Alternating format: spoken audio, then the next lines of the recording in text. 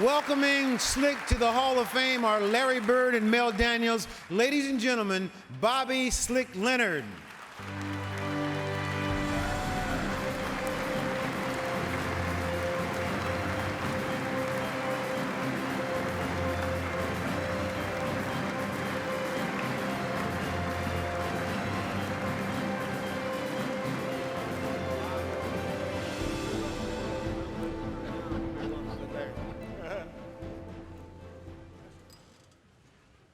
Hey, Nolan, I was talking to Magic, Bill Russell, Larry and Mel.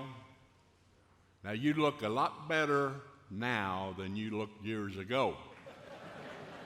But we want to know where you're preaching next Sunday because we're going to fly down there.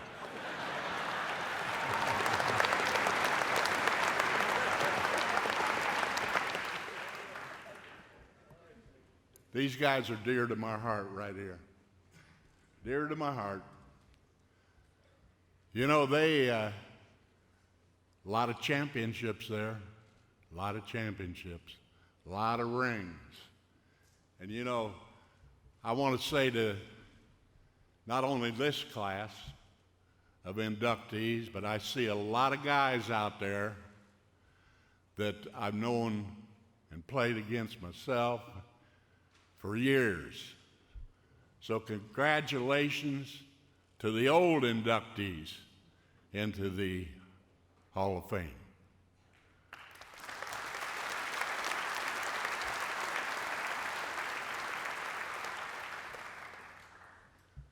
I don't know where the chairs are, boys.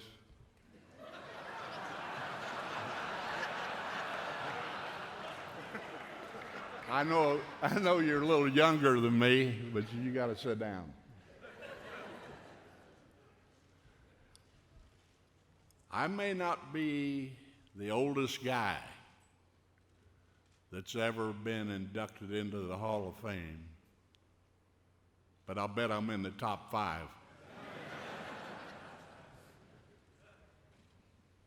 And if it hadn't been for Jerry Coangelo, Pat, I'd be over at the hotel with those autograph seekers trying to get autographs from all these guys. It's been a great career. It's been a great career starting out in Terre Haute, Indiana.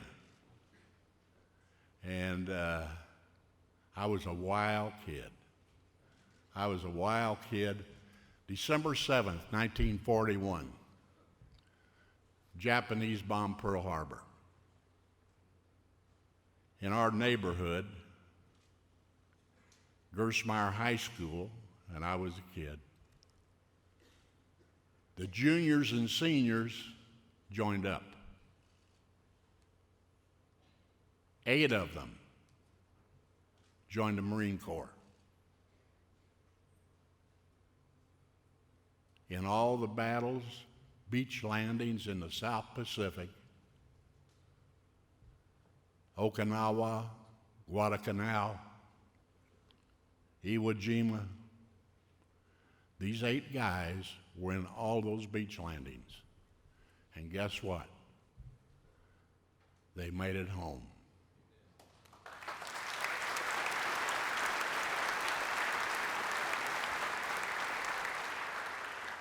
They kind of adopted me, and Gershmeyer Tech being a technical school, they had to go to night school when they got back to get their high school diploma.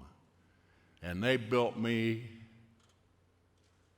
my first basketball goal down the alley in Sullivan's backyard. And that's where I spent a lot of time. They put a light up in an old oak tree there, so you could play morning or night. Now, I was a wild kid. There's no question about that. I'm still a little bit wild. At 82, you can't be too wild. But I went up and down that alley, and there was this lady down there that had a pear tree in her yard. And if you got in that yard to pick any pears up, she would raise holy hell. Well, one day, me and my buddy went fishing, and we used to sit on this little bridge, little rock bridge, and we'd catch little tiny bluegill, little fish. And this snake would stick its head out of the rocks, and when we're both pulling those up, and take them off our hook. Well, we stayed and kept going, and guess what? Finally, we caught that snake, and we pulled it up on there and smashed its head on those rocks. Well, we took it home, and where I come from, everybody had an outhouse, including that lady that had the pear tree. We waited and waited. We put that snake around that toilet hole, and we waited a long time. But here she come. Here she come. She got in there, and all of a sudden that door, boom, flashed open. She had her bloomers down around her ankles. Yeah, I never will forget that. Never will forget it. Never will forget that one.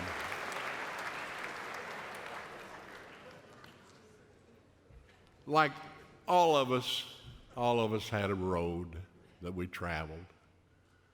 Pretty much same to get here. Grade school, junior high, high school, college, whatnot. And we all had coaches. It's a time to remember those that got us where we are tonight. And I've often said, you know, for me, it took a while, but I'm going out in style.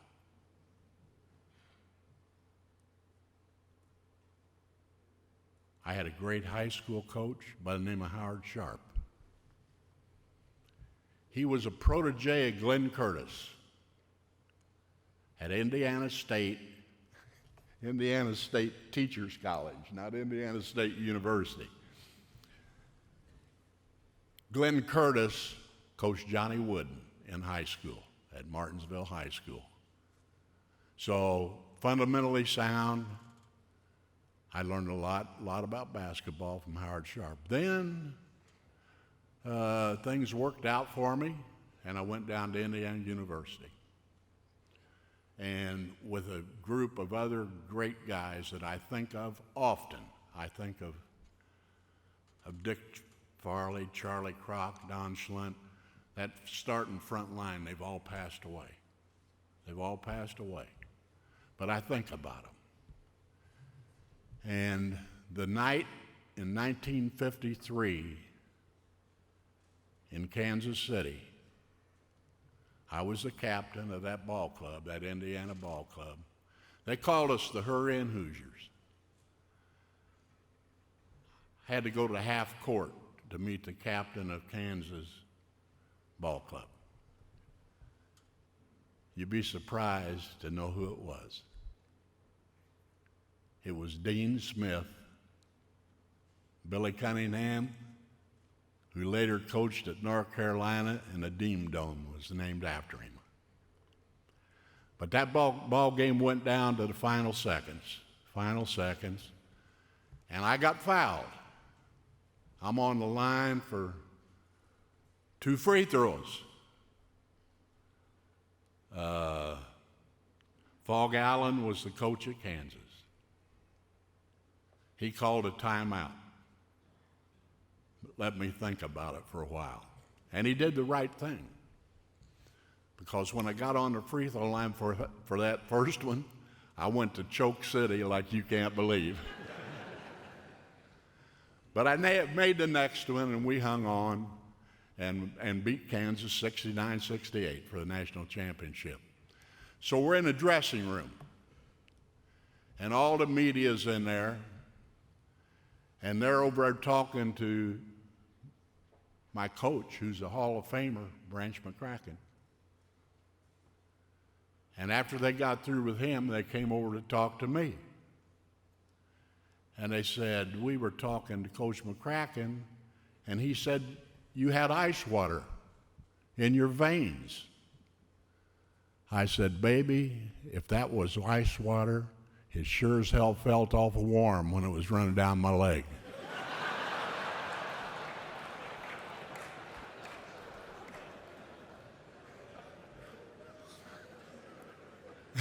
Yeah.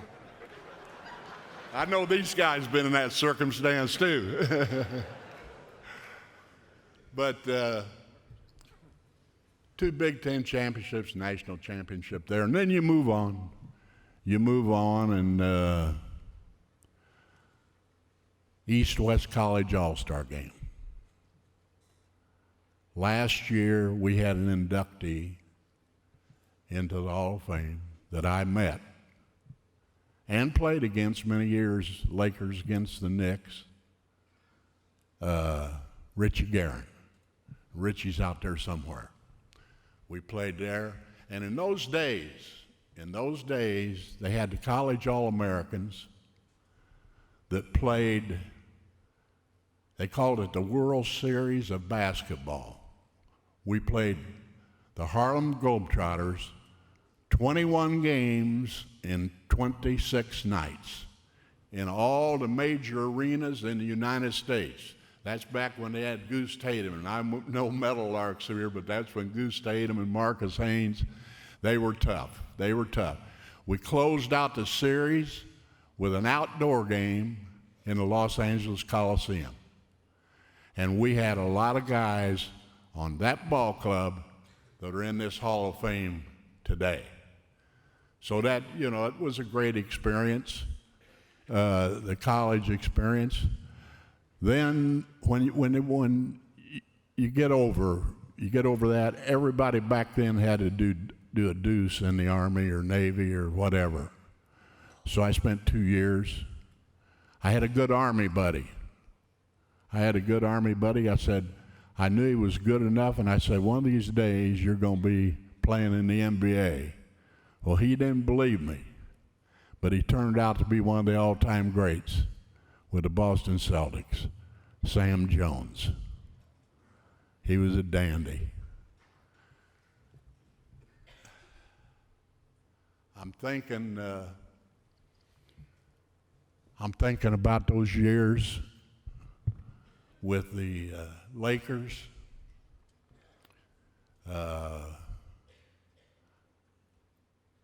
Magic knows that I was on the first Los Angeles Laker team in 1960.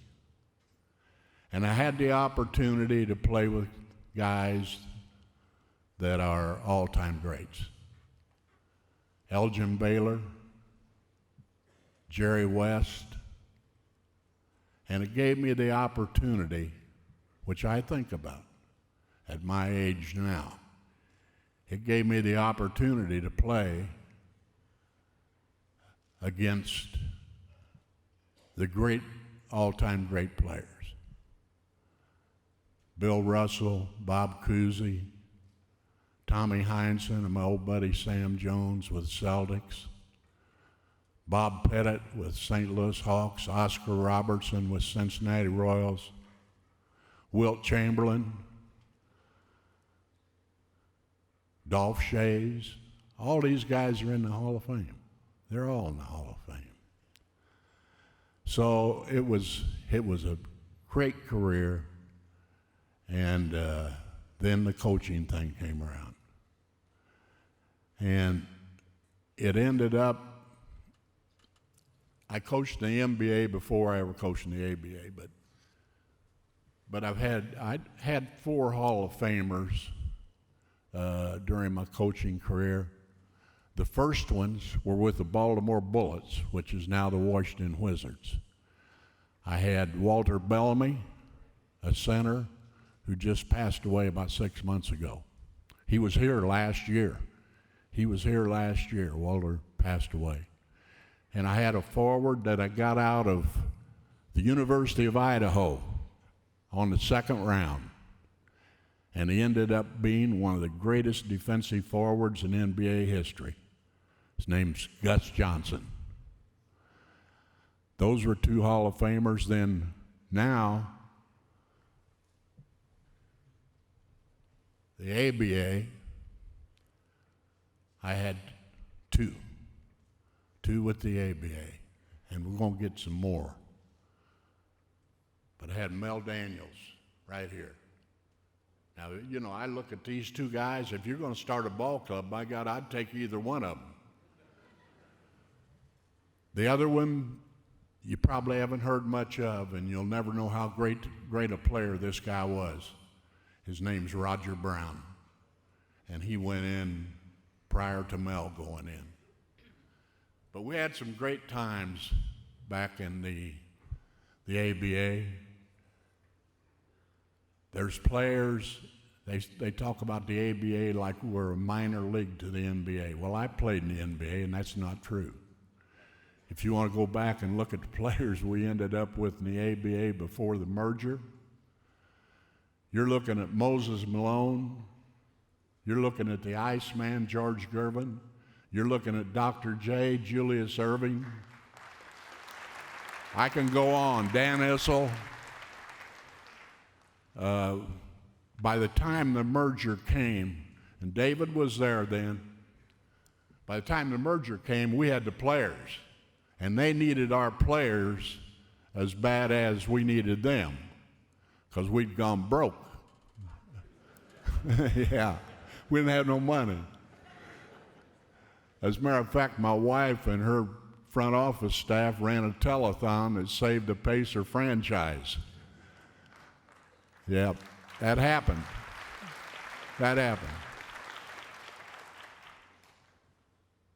One of my frontline guys, and I talk about these guys, I had a front line there with the Pacers, and I've seen them all. Now, I've seen all the front lines that have come down the pike in the last 60 years or so. I had a front line with Mel Daniels in the middle, George McGinnis at one forward, and Roger Brown at the other forward. Those guys could have competed against any front line that I've seen. They could have competed against them. Those were great, fun days. I had that front line. In the back court, I had Freddie Lewis, Donnie Freeman, Billy Keller, Tommy Thacker. Backing up those guys up front, I had Bob Nedelecki, Darnell Hillman, and some of those guys played in the NBA after the merger.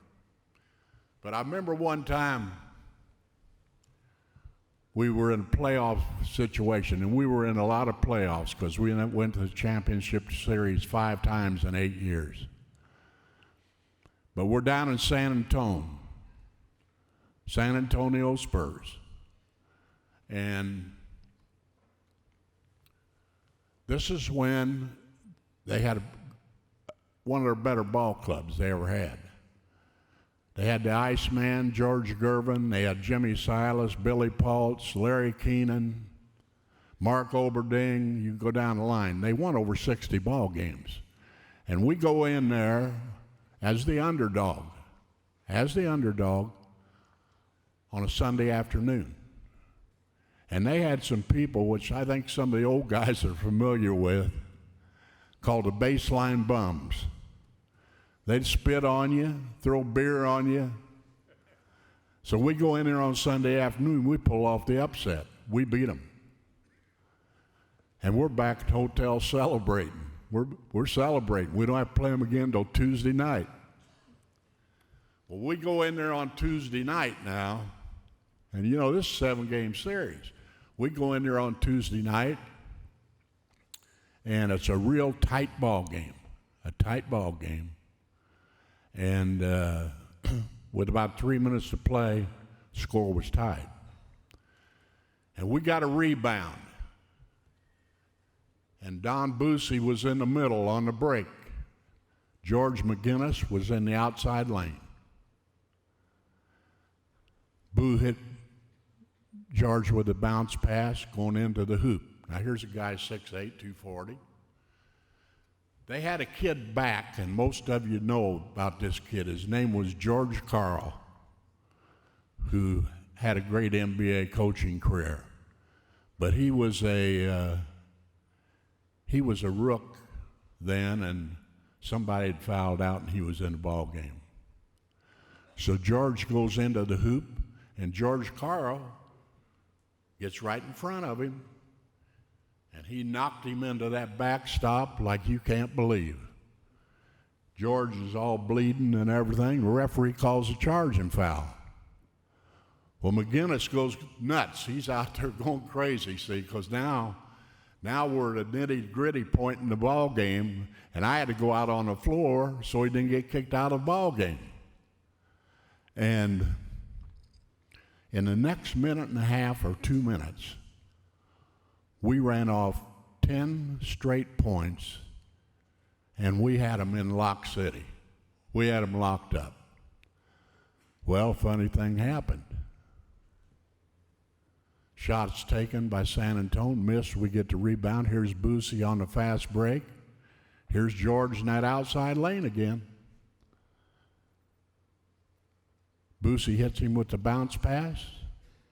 George takes the ball and throws it up in the stands. There was George Karl back there, and he ran right over him again and knocked him into the backstop. And he turned around to the refs, and he said, "Now that's a charging foul." I saved the best for last. The most important thing to me, you know, when I was at IU in the fall of 1950, I met my wife, Nancy. We just had our 60th wedding anniversary.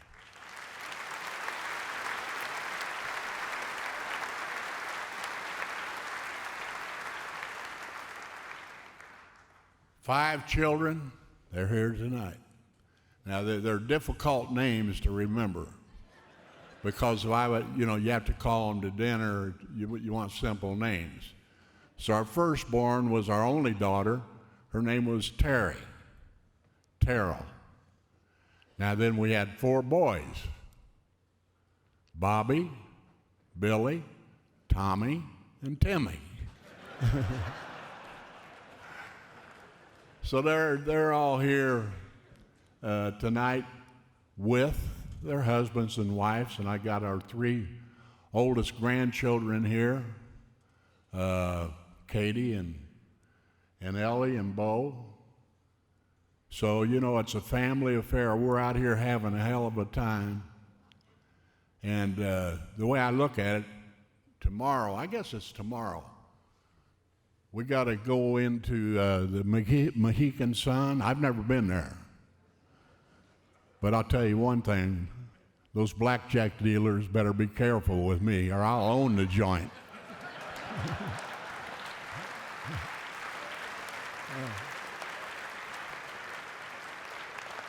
Chrissy, you liked that, didn't you? Because you know it's true. Well, now to all, I've got several people here tonight, to all the people in the Pacer organization that came all the way out here, all my friends that came all the way out here, I want to say thank you. If I go back and finish up doing ball games, which I used to do home games now, I think Larry Joe said, you got to get off the road. I had a heart attack outside of Madison Square Garden about 3 years ago. He said, you're not traveling anymore. So I do the radio home games. It keeps me in the game, and that's fun. But that'll be my 48th year with the Pacers, because I was there in '67 when it started.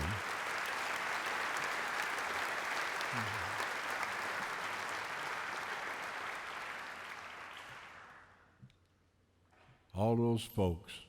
Well, hell, the head coach of the Pacers is here, the assistant coaches, the team eye doctor, They're all here. They're all here. And God bless Larry and Mel. You know, these two guys, you know, guys play basketball, played 20 points, 30 points. That was nothing to them.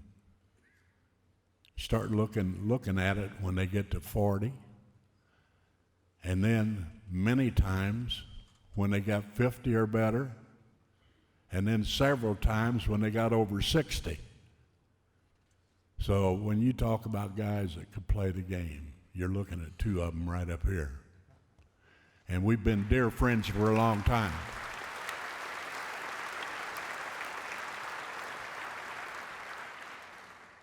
I hope I didn't miss anything, but I probably did. The only thing left to say is I've had a love affair with the fans and the people in the state of Indiana.